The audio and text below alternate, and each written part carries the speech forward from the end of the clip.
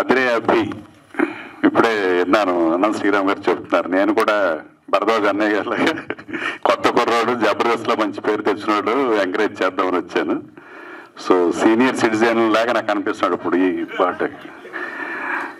So piece of mind, ఒక కళాకారుడు ఎప్పుడు కూడా ప్రజలతోటి ఎంగేజ్ అయ్యి తన అసిస్టెంట్ డైరెక్టర్గా, రైటర్గా, తను ఇప్పుడే తెలిసిన మిమిక్రీ ఆర్టిస్ట్ అని. నేను ఇంకా సుధీరే మిమిక్రీ ఆర్టిస్ట్, మ్యూజిషియన్ అనుకున్న తన మిమిక్రీ ఆర్టిస్ట్.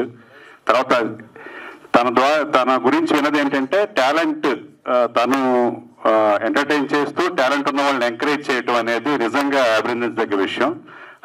అలా ప్రోడక్ట్ వచ్చింది అదిరే అభి. ఆ రోజున ఎంకరేజ్ చేయకపోతే ఈ రోజున ఇంతమంది అభిమానం పొందిన ఆది ఉండేవాడు కాదు. అలాగే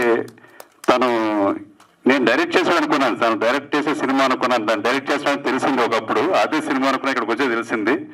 సో తను హీరోగా చేసిన ఈ సినిమా కానీ, తర్వాత తను డైరెక్ట్ చేసిన సినిమా కానీ ప్రజల్ని అలరించి మంచి ఇంకా పేరు ప్రగతిలో రావాలని కోరుకుంటూ, మిగతా నటీనటులకి, టెక్నీషియన్స్కి, అలాగే గంగాధర్కి అందరికీ మంచి సక్సెస్ ఇవ్వాలని కోరుకుంటూ ధన్యవాదాలు. Thank you.